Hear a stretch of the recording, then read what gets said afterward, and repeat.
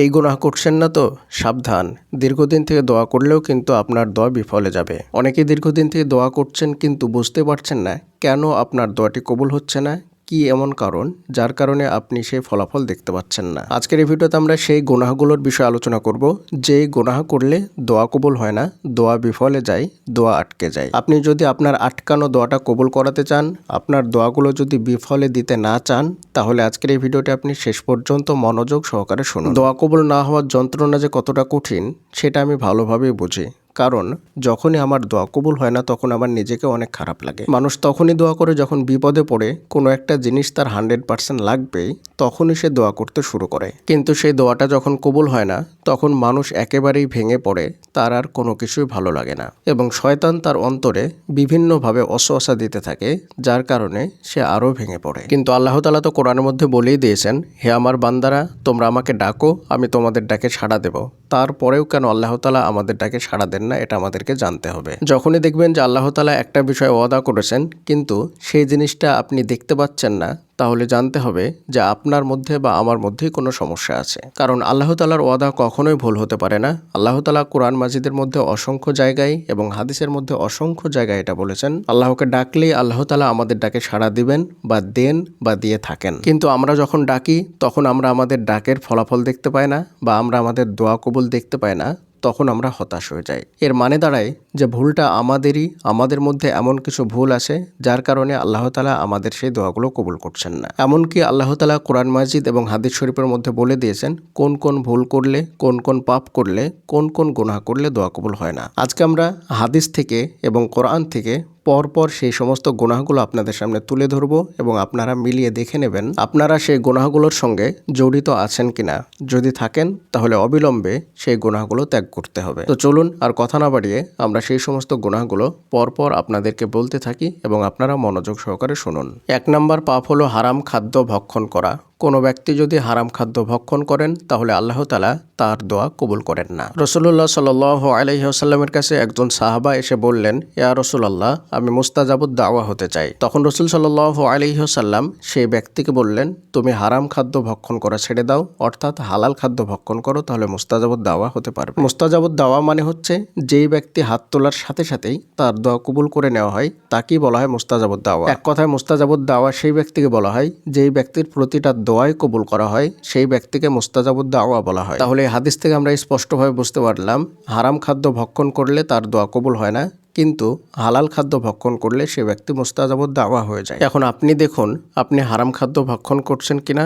যদি করেন তাহলে এখনই তওবা করে ফিরে আসুন। 2 নম্বরে যে গুনাহের কথা বলবো, পাপের কথা বলবো, সেটা অনেক ভয়ঙ্কর। চলুন আমরা সেটি হাদিস থেকে সরাসরি দেখে আসি। হাদিসটি হলো তাবারানী আল মুজামুল কাবির 959 নম্বর হাদিস। এই হাদিসের মধ্যে রাসূলুল্লাহ সাল্লাল্লাহু আলাইহি ওয়াসাল্লাম বলেছেন, যখন মধ্যরাত্রি হয় তখন আসমানের সকল দরজা খুলে দেওয়া হয় এবং একজন ঘোষণাকারী ঘোষণা করতে থাকেন, কোনো প্রার্থনাকারী আছে কি, তার প্রার্থনা কবুল করা হবে। এ সময়ে যে কোনো মুসলিম যে কোনো বিষয়ে প্রার্থনা করুক, আল্লাহ তার প্রার্থনা কবুল করবেন, শুধুমাত্র 2 ব্যক্তি ছাড়া। একজন দেহ ব্যবসায়ী ব্যভিচারিণী ও 2 নম্বর হচ্ছে টোল আদায়কারী, অর্থাৎ নাগরিকদের কষ্ট দিয়ে যে খাজনা আদায় করে সেই ব্যক্তি। সুবহানাল্লাহ, 2 ব্যক্তি ছাড়া যে কোনো মুসলিম যে কোনো বিষয়ে দোয়া করলে আল্লাহ তাআলা যে কোনো দোয়াই কবুল করে নেন। যে কোনো মুসলিমের দোয়া, সেই মুসলিম কেমন সেটা বলা হয়নি, শুধুমাত্র মুসলিম হলেই তার দোয়া কবুল করে নেওয়া হবে। সে বেশি পরেজগার হোক অথবা কম পরেজগার হোক, সে যেই ধরনেরই হোক না কেন তার দোয়া কবুল করা হবে, সে মুসলিম হলেই চলবে। কিন্তু 2 ধরনের ব্যক্তির দোয়া কবুল করা হবে না।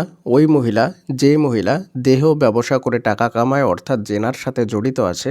2 নম্বর হচ্ছে ওই ব্যক্তি, যেই ব্যক্তি টোল আদায় করে মানুষদের উপর অত্যাচার করে, অর্থাৎ যারা অবৈধভাবে খাজনা আদায় করে মানুষদের কষ্ট দিয়ে, তাদের কথা বলা হয়েছে। এই 2 নম্বরে যে পাপের কথা বলা হয়েছে সেটার সঙ্গে খুব কম মানুষই জড়িত থাকে, হয়তোবা 1-2% মানুষ জড়িত থাকতে পারে, তাও হয়তো থাকে না। কিন্তু 1 নম্বরে যে গুনাহের কথাটা বলা হয়েছে সেটার সঙ্গে আমরা কম বেশি সবাই জড়িত থাকি। এটা আমরা কখনো জেনে করি অথবা কখনো না জেনে করি। যখন আমরা জেনে করি তখন হয়তো আমরা এটা ছাড়তে পারি না বা এটার প্রতি আমরা গাফিলতি করি, যার কারণে এই পাপের উপরে আমরা অটল থেকে যাই। আর যখন আমরা না জেনে করি তখন আমরা ভুলের কারণে এটার উপরে অটল থেকে যাই, যার কারণে আমাদের দোয়াগুলা কবুল হতে চায় না। এই পাপগুলা খুবই কঠিন পাপ। এই পাপের সঙ্গে আপনি জড়িত আছেন কিনা সেটা অবশ্যই অবশ্যই দেখে নেবেন। আবার এমনও হতে পারে আপনার বাবা অথবা আপনার বড় দাদা এই পাপের সঙ্গে জড়িত আছে। যেটার কথা বলছিলাম সেটা হচ্ছে খাজনা। পার্টির দাপট দেখিয়ে, দলের দাপট দেখিয়ে অবৈধভাবে রাস্তায় দাঁড়িয়ে গাড়ির সঙ্গে মানুষের সঙ্গে ট্যাক্স আদায় করে, খাজনা আদায় করে, যেটাতে মানুষ অনেক বেশি কষ্ট পায়। এই ধরনের পাপের সঙ্গে যদি আপনার বাবা অথবা আপনার দাদা জড়িত থাকে এবং সেই টাকাগুলো যদি আপনি ভক্ষণ করেন, সেই টাকায় কেনা খাবার যদি আপনি ভক্ষণ করেন, তাহলে আপনার দোয়াও কবুল হবে না। আপনি দেখে নিন যে আপনার ফ্যামিলিতে এই ধরনের পাপের সঙ্গে কেউ জড়িত আছে কিনা। 4 নম্বরে যে পাপটির কথা বলবো সেটি হচ্ছে হারামে লালিত পালিত হওয়া।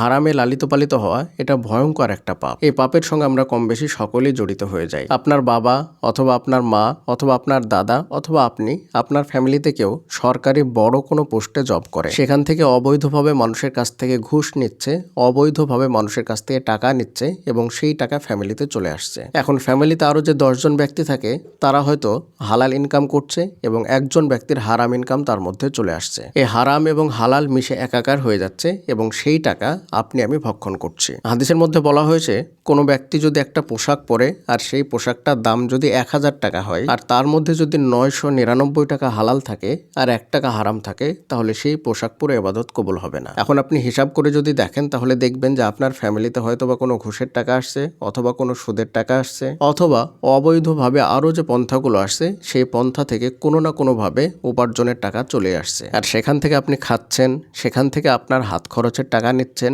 সেখান থেকে আপনি পড়ালেখা করছেন, সেখানকার টাকা নিয়ে আপনি পোশাক কিনছেন, সেখানকার টাকা নিয়ে আপনি মোবাইল, ল্যাপটপ, যাবতীয় যা কিছু লাগে সব কিছু আপনি সেখানকার টাকা নিয়ে করছেন। সেই টাকাতে লালিত পালিত হয়ে আপনি বড় হচ্ছেন। এমত অবস্থায় আপনার দোয়া কিভাবে কবুল হতে পারে? হাদিসের মধ্যে একজন ব্যক্তির কথা বলা হয়েছে, যেই ব্যক্তি মরুভূমির মাঝখানে সফর করছিলেন। এমত অবস্থায় তার যানবাহন এবং তার খাবার পানি যা কিছু ছিল সবকিছু হারিয়ে যায়। তখন সেই ব্যক্তি আসমানের দিকে হাত দুইখানা তুলে ইয়া রব, ইয়া রব বলে আল্লাহর কাছে দোয়া করতে থাকে। তখন আল্লাহ তাআলা বলেন যে এই ব্যক্তির দোয়া কিভাবে কবুল হতে পারে? এর খাদ্য, এর পোশাক, এর পানি, এর শরীর সবকিছু হারাম দ্বারা গঠিত হয়েছে এবং সে হারামের মধ্যেই লালিত পালিত হয়েছে।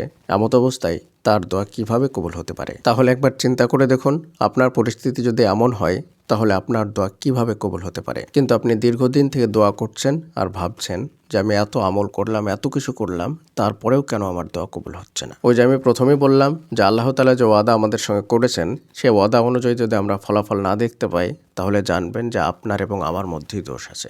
আমি এমন কিছু করছি, এমন কোনো কাজ করছি, এমন কোনো পাপ করছি, এমন কোনো গুনাহ করছি যার কারণেই সে ওয়াদা অনুযায়ী ফলাফল আমরা দেখতে পাচ্ছি না। যদি আমি সে ওয়াদা অনুযায়ী ফলাফল দেখতে চাই তাহলে অবশ্যই আমাদেরকেও সেইভাবে স্বচ্ছ থাকতে হবে। তাহলে ইনশাআল্লাহ আল্লাহ তাআলা আমাদের দোয়াকে কবুল করে নেবেন। আর আমরা যদি স্বচ্ছ না থাকি তাহলে আল্লাহ তাআলা আমাদের দোয়া কখনোই কবুল করবেন না। আমাদেরকে এই সমস্ত পাপগুলো ত্যাগ করতে হবে।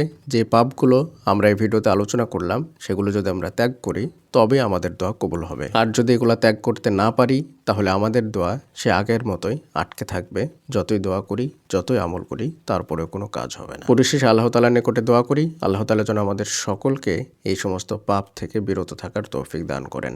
আমিন। আসসালামু আলাইকুম ওয়া রাহমাতুল্লাহি ওয়া বারাকাতুহু।